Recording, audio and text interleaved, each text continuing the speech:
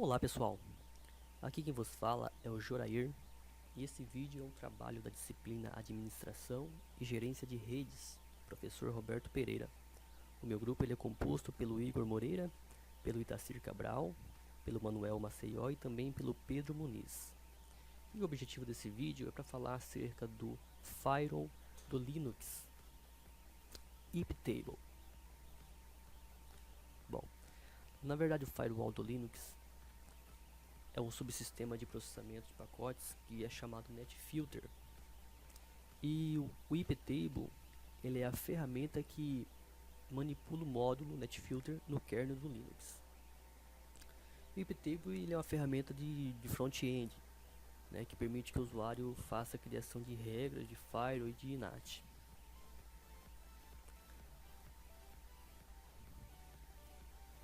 O iptable ele opera na camada 3 do modelo OSI, ou seja, na camada de redes, mas também ele pode operar na camada 2 utilizando-se um pacote como o iptable, que é o Internet Bridge Table. Como que funciona? O iptable ele verifica os pacotes que atravessam a interface de redes e compara as regras com aqueles pacotes. Se alguma das regras se aplicarem a esse pacote, então ele faz a ação target desejada, aquela que foi pré-definida. Aplicações do iptable. O iptable ele é um firewall de filtragem de pacotes que pode ser stateless ou stateful. O pacote stateless quer dizer que o firewall não tem o conhecimento das conexões de rede. Então todos os pacotes que passam pela rede, ele tem que fazer a verificação e a possível aplicação das regras pré-definidas. Já o stateful, ele tem uma verificação de status. Então se o pacote passou, já houve uma conexão, então ele não precisa fazer novamente essa verificação de pacote. Se a conexão já foi estabelecida, então ok, então ele pode passar sem verificação. Ele também pode usar NAT, Masquerade para compartilhamento de internet como uma rede local.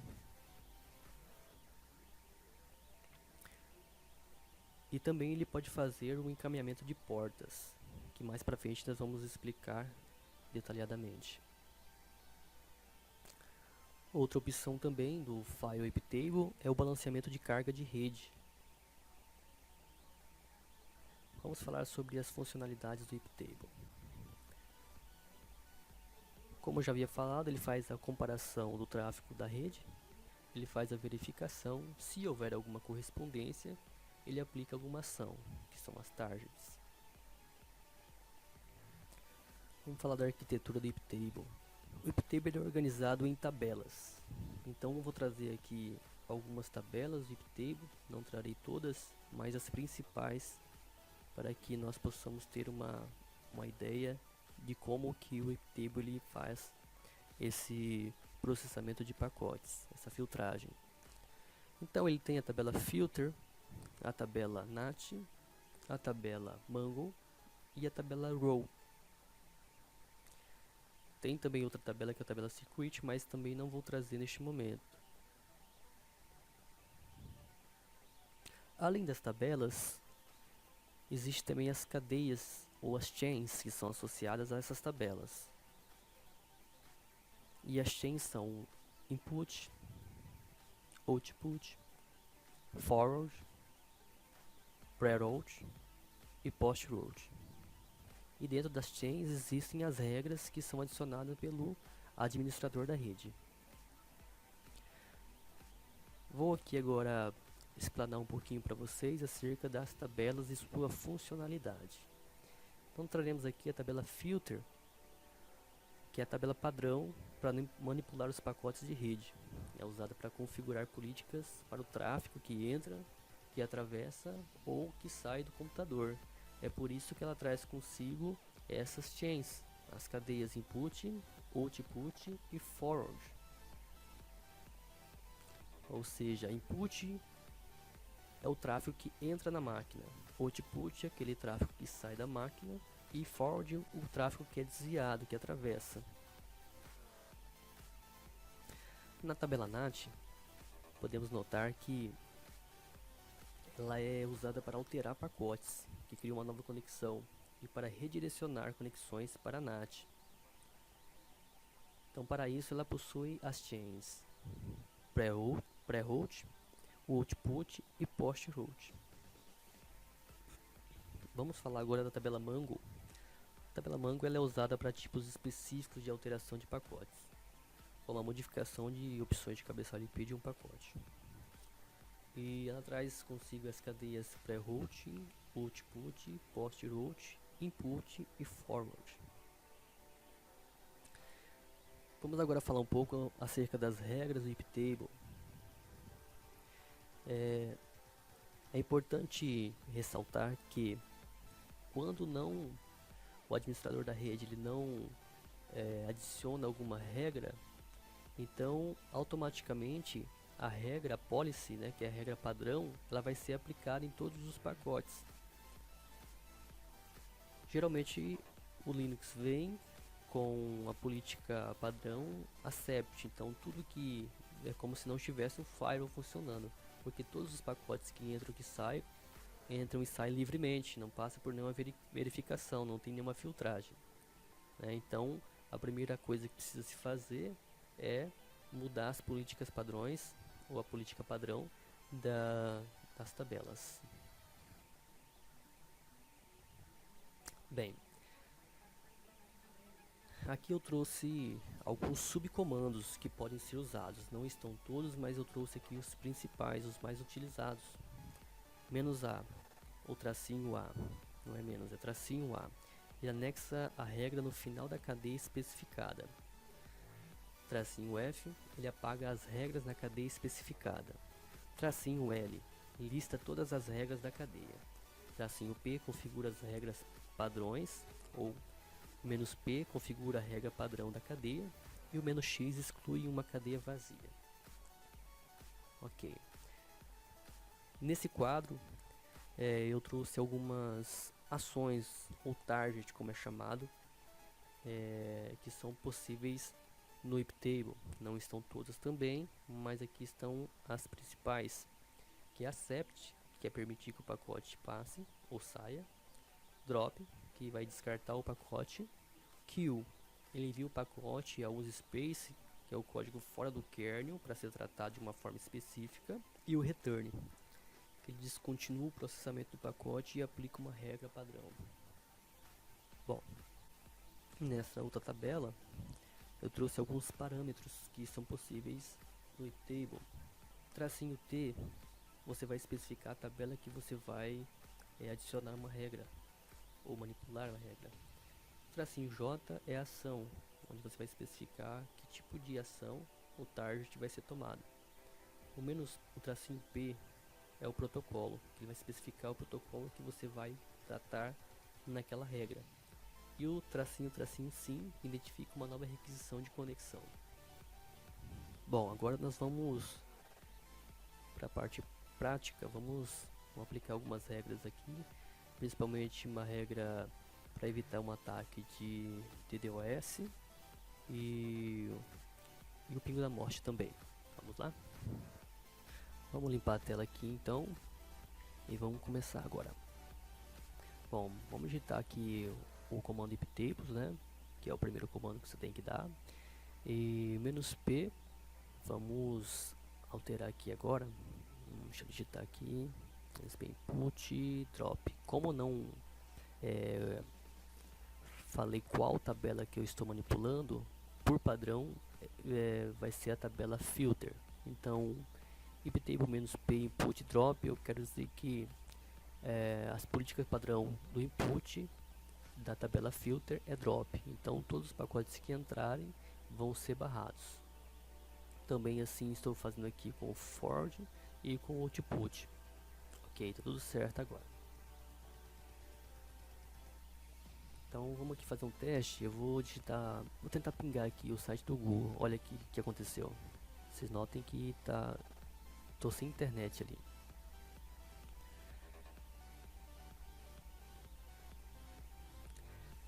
Aqui você pode ver que se eu fizer o contrário e colocar sept, que é o que vem padrão no firewall, então todos os pacotes que entram e que saem da rede não são verificados, tudo é aceitado. Accept, ok. Então agora eu vou pingar aqui no Google para vocês verem o que eu estou falando. Olha, tá vendo? Tá pingando normalmente, ok? Deixa eu limpar a tela aqui, vamos lá agora.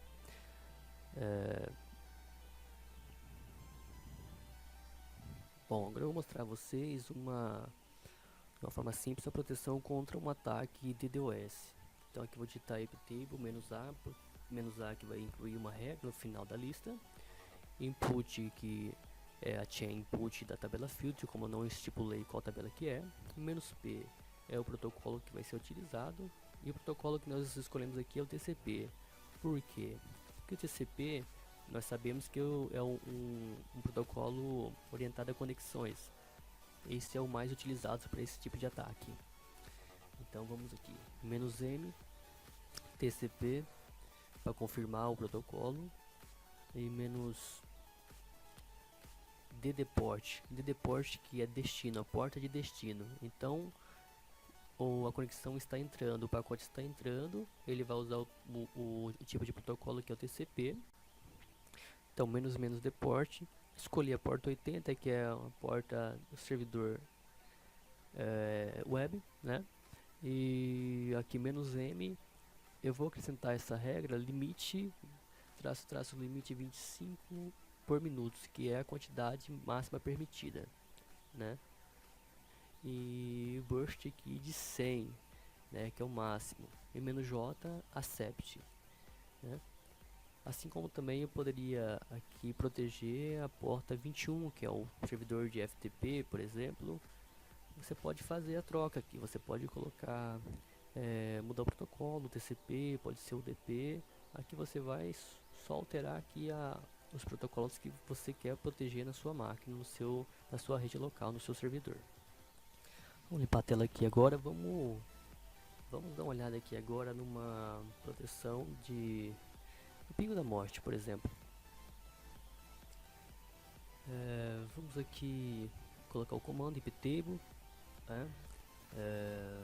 "-a", vamos adicionar uma regra, input porque é a conexão que está entrando, né?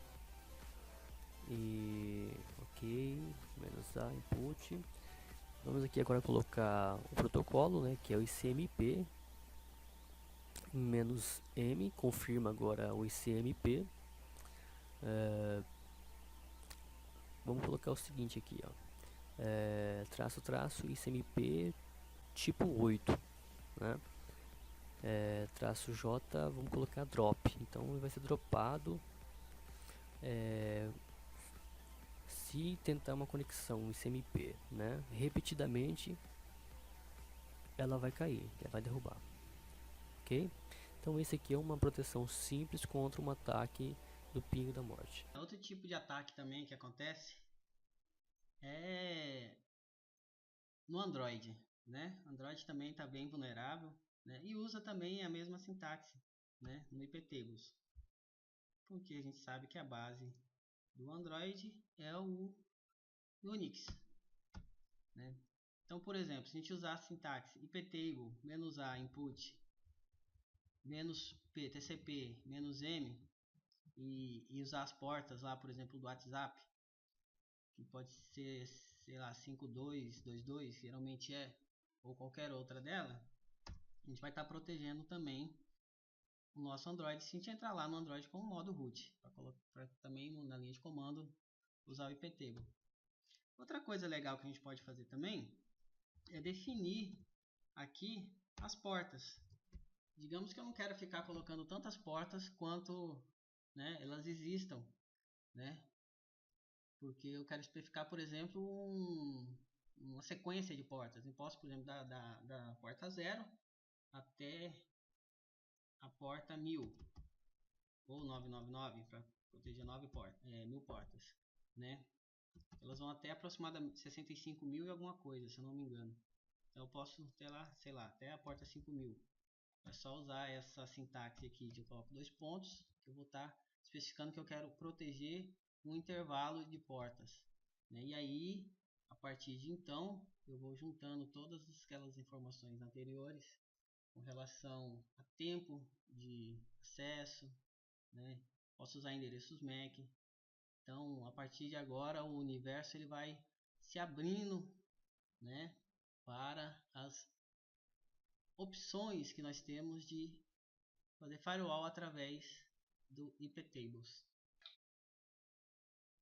Agora vamos fazer uma listagem aqui por último.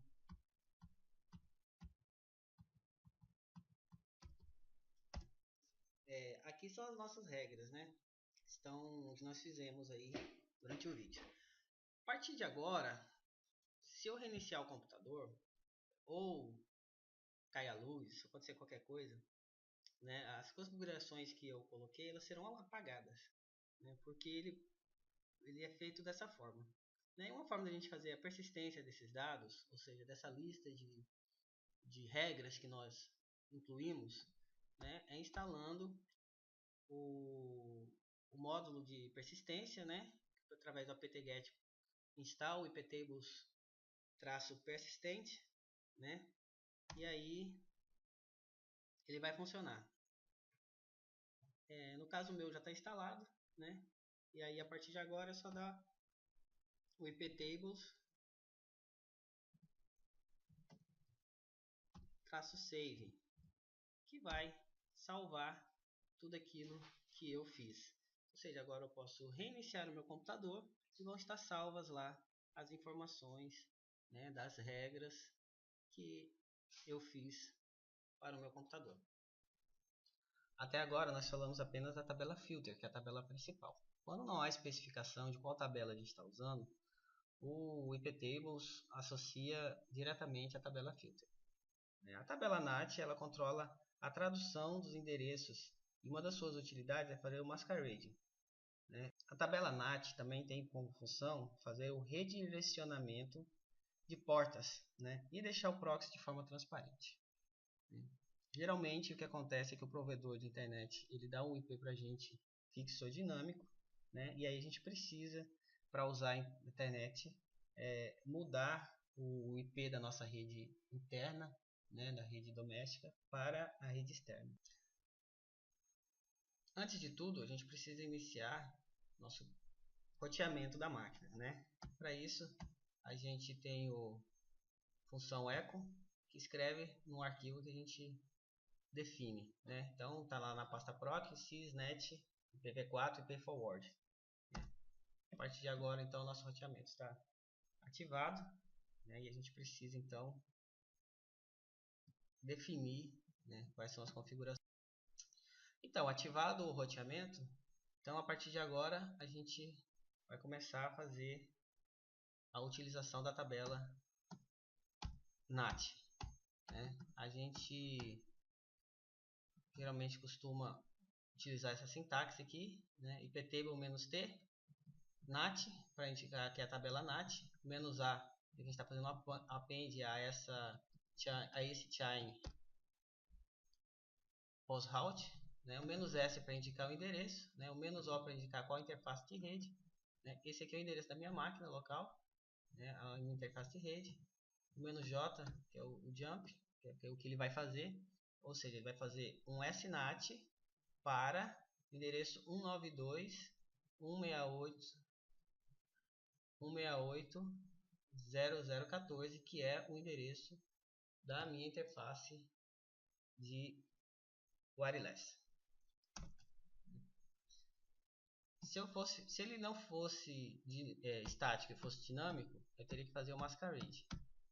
O masquerade tem essa sintaxe aqui, bem parecida.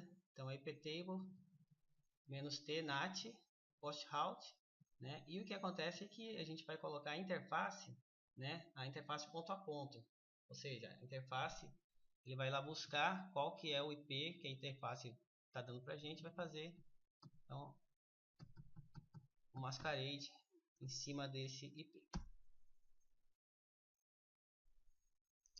Para explicar o esquema das tabelas, principalmente a Mango, o que é a tabela Mango?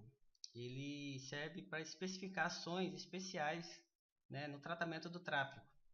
né? E aí a Mango ela funciona como prioridade em cima das duas tabelas anteriores que nós já explicamos, que é a tabela Filter e a tabela NAT. Por isso a tabela Mango ela tem todas as chains, né?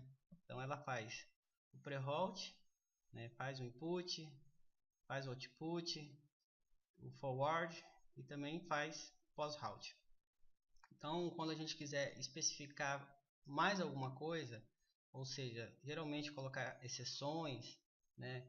E aí a gente pode definir também controle de tráfego, definição de prioridades, né? Tempo de uso de rede, né? Tamanho de banda. Então a gente usa, né, a tabela Mango, né? Então que ela nada mais é do que o que as outras tabelas fazem, né? Porém, ela tem prioridade da execução em cima da outra. Então, se tiver dentro de da mesma chain, por exemplo, aqui na pre-halt, se tiver uma regra Mango, né, e uma regra NAT, então preferencialmente a máquina vai fazer a Mango primeiro, né, e só depois fazer a NAT. Bom pessoal, voltando aqui, então o vídeo era esse, bem simples, espero que tenha atingido o objetivo. Aqui estão as referências acerca do conteúdo que aqui foi exibido e meu muito obrigado.